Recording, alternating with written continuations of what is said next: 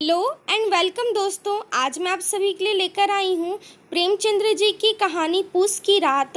प्रेमचंद्र जी का जो जन्म है वो उत्तर प्रदेश के वाराणसी जिले में 31 जुलाई 1880 ईस्वी को हुआ था और इनकी मृत्यु 8 अक्टूबर 1936 ईस्वी को हुई थी।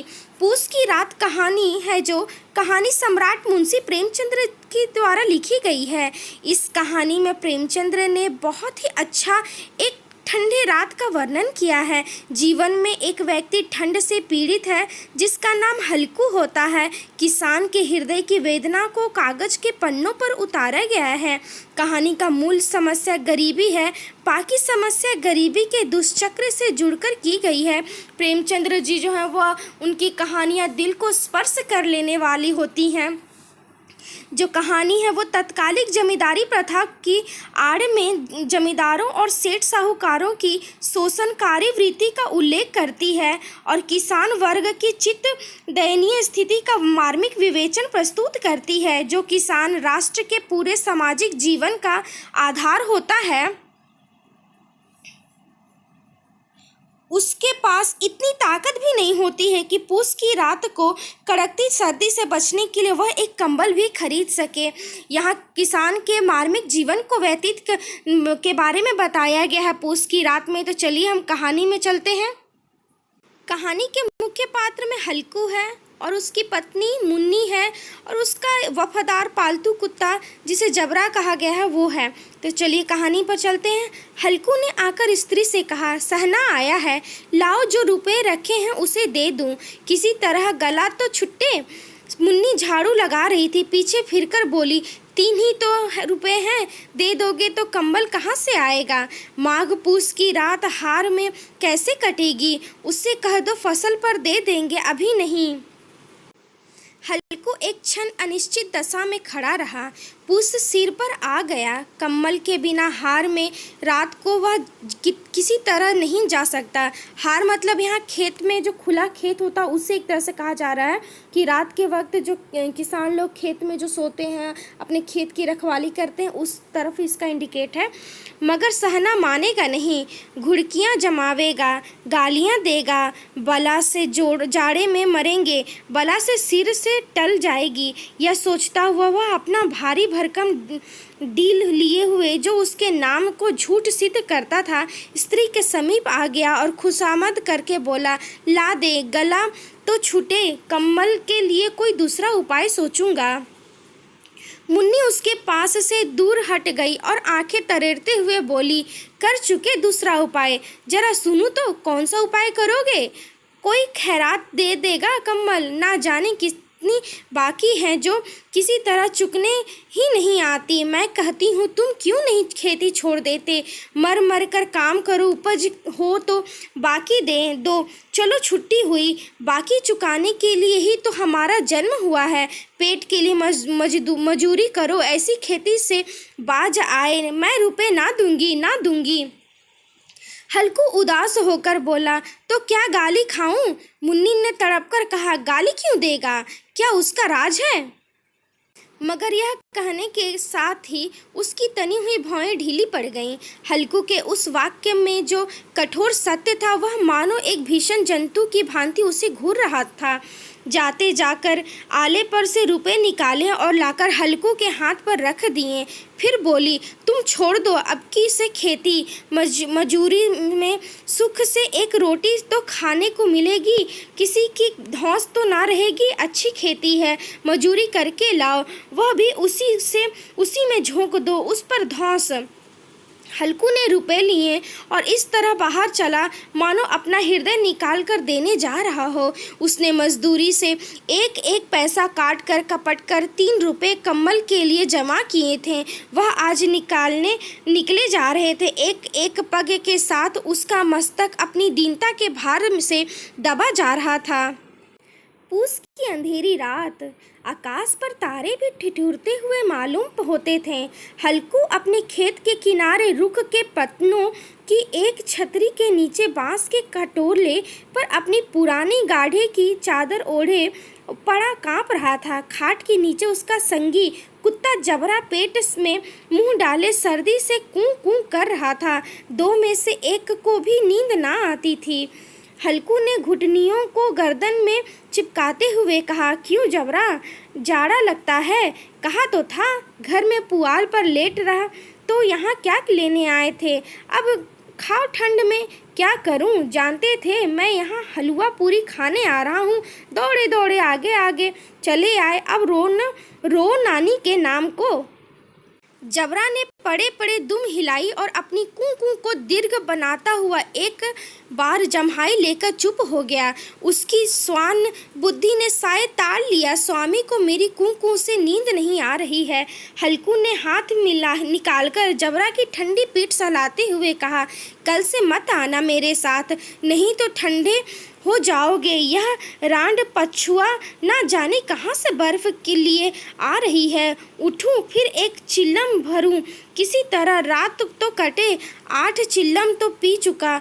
यह खेती का मजा है। और एक एक भगवान ऐसे पड़े हैं जिनके पास जाड़ा जाए तो गर्मी से घबराकर भागें। मोटे मोटे गद्दे, लिहाफ, कम्बल, मजाल है जाड़े का गुजर हो जाए।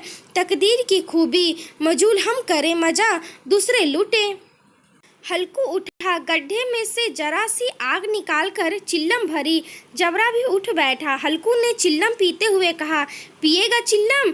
जाड़ा तो क्या जाता है, जरा मन बदल जाता है। जबरा ने उसके मुंह की ओर और प्रेम से छलकती हुई आंखों में देखा। हल्कू, आज और जाड़ा खा ले, कल से मैं यहाँ पुआल बिछा दूंगा, उसी से मैं घुसकर बैठना, तब जाड़ा ना लगेगा। जबरा ने अपने पंजे उसकी घुटनियों पर रख दिए और उसके मुंह के पास अपना मुंह ले गया। हल्कू को उसकी गर्म सांस लगी। चिल्लम पीकर हल्कू फिर लेटा और निश्चय करके लेटा कि चाहे कुछ हो अब की सो जाएगा। पर एक ही क्षण में उसके हृदय में कंपन होने लगा। कभी इस करवट लेटता, कभी उस करवट पर। जाड़ा किसी पिशाच की भांति उसकी छाती को दबाते हुए था। जब किसी तरह ना रहा गया तो उसने जबरा को धीरे से उठाया और उसका सिर को थपथपाकर उसे अपनी गोद में सुला लिया। कुत्ते की देह से जाने कैसी दुर्गंध आ रही थी, पर वह उसे अपनी गोद में चिपटाए हुए रख ऐसे सुख का अनुभव कर रहा था जो इधर महीनों से उसे ना मिला था।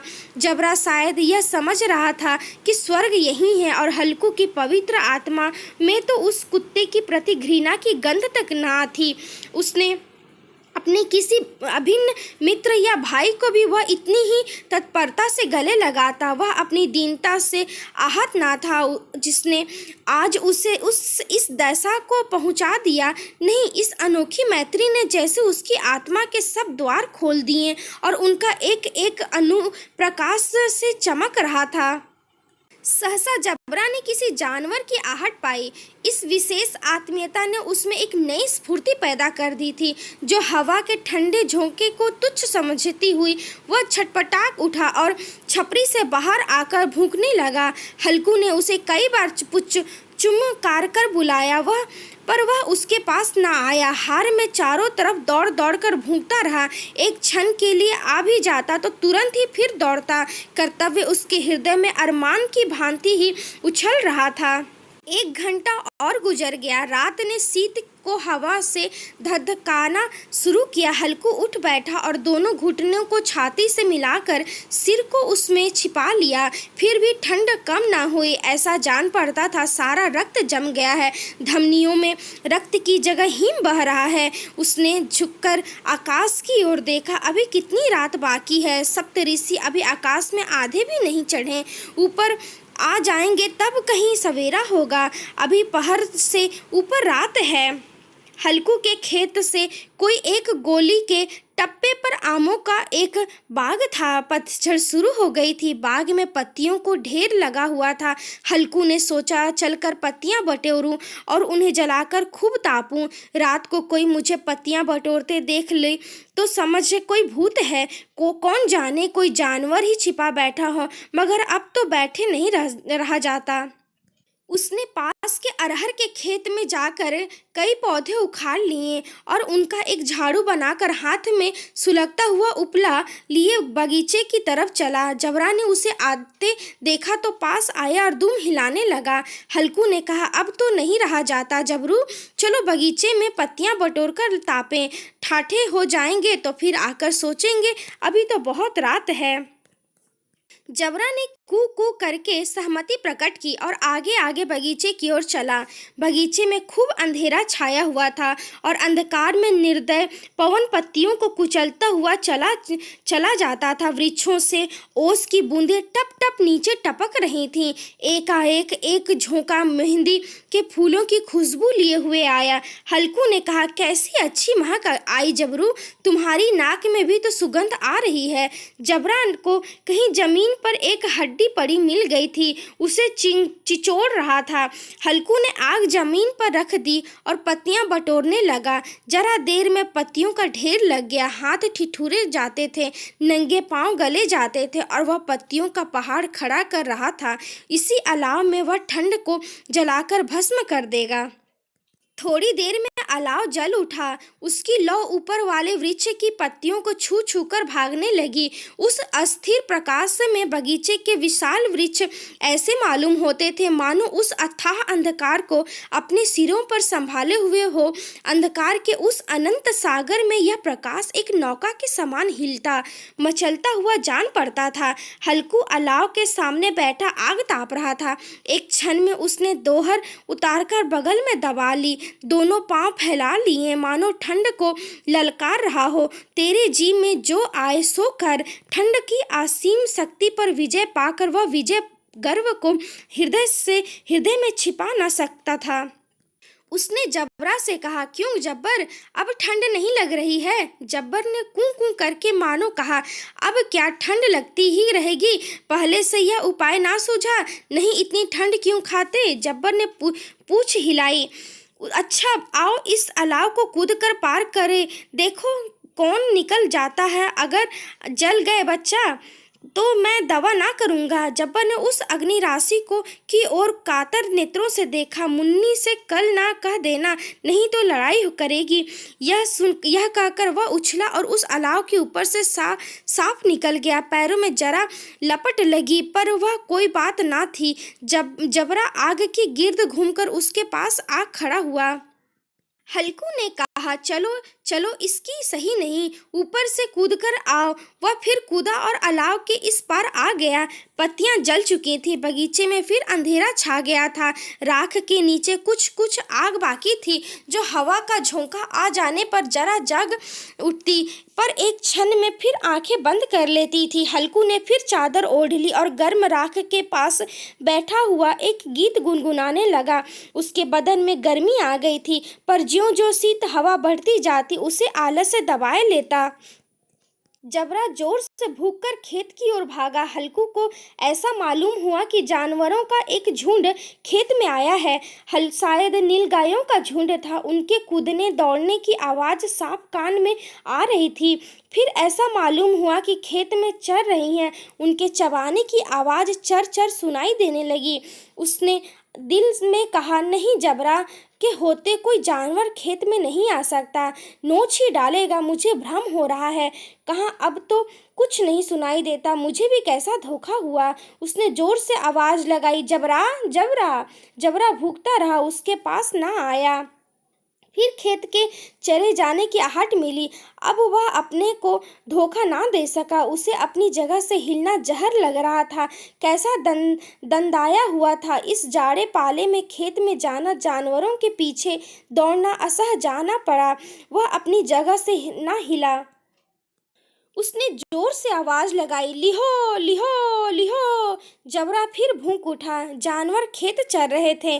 फसल तैयार है, कैसी अच्छी खेती थी, पर ये दुष्ट जानवर उसका सर्वनाश किए डालते हैं। हल्कू पक्का इरादा करके उठा और 2-3 कदम चला, पर एकाएक हवा का ऐसा ठंडा चुभने वाला बिच्छू के डंक का सा झोंका लगा कि वह फिर बुझते हुए अलाव के पास आ बैठा और राख को कुरेद कर अपनी ठंडी देह को गरमाने लगा।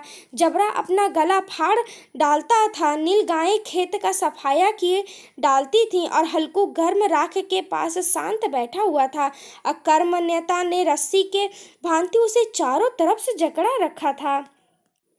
उसी राख के पास गर्म जमीन पर वह चादर ओढ़ कर सो गया। सवेरे जब उसकी नींद खुली तब चारों तरफ धूप फैल गई थी और मुन्नी कह रही थी, क्या आज सोते ही रहोगे? तुम यहाँ आकर रम गए और उधर सारा खेत चौपट हो गया। हल्कू ने उठकर कहा, क्या तू खेत से होकर आ रही है? मुन्नी बोली, हाँ, सारे खेत का सत्यानाश हो गया। भला ऐसा भी कोई सोता है? तुम्हारे यहाँ मड़ैया डालने से क्या हुआ? हल्कू ने बहाना किया, मैं मरते मरते बचा। तुझे अपने खेत की पड़ी है? पेट में ऐसा दर्द हुआ कि मैं ही जानता हूँ। दोनों फिर खेत के डांड पर आए। देखा सारा खेत रौंद पड़ा हुआ था और जबड़ा मुड़ेड़ के नीचे चित लेटा, मानो प्राण ही ना हो। दोनों खेत की दशा देख रहे थे। मुन्नी के मुंह पर उदासी छाई थी, पर हल्कू प्रसन्न था। मुन्नी ने चिंतित होकर कहा, अब मजूरी करके माल गुजारी भरनी पड़ेगी। हल्कू ने प्रसन्न मुख से कहा, रात को ठंड में यहाँ सोना तो ना पड़ेगा। और यही कहानी समाप्त होती है। प्रेमचंद्र जी की जो कहानी है वो पूस की रात एक स्थिति का प्रमाणित दस्तावेज है उस समय की, कि इसमें उसकी जो किसान होते हैं वो ऋणग्रस्तता, मौसम की मार, कर्ज चुकाने की असमर्थता, किसान का परिवेश व पशुधन के साथ रिश्ता, कृषि के हताशा और अब महिलाओं का ग्रामीण अर्थव्यवस्था को चलाने में केंद्रीय योगदान समझा जा सकता है। प्रेमचंद्र जी की जो कहानियाँ वो ग्रामीण तबके से जुड़ी हुई अधिकतर होती हैं और वो हृदय को स्पर्श करने वाली होती हैं। ये किसान के जीवन की व्यथा को बतलाती है कि एक किसान कितना कुछ करता है लेकिन वो स्वयं के लिए एक कंबल तक नहीं खरीद पाता। आई होप आप लोगों को मेरी ये कहानी पसंद आई हो। अगर आप लोगों को कहानी पसंद आए, please like it, share it and subscribe my channel. Thank you.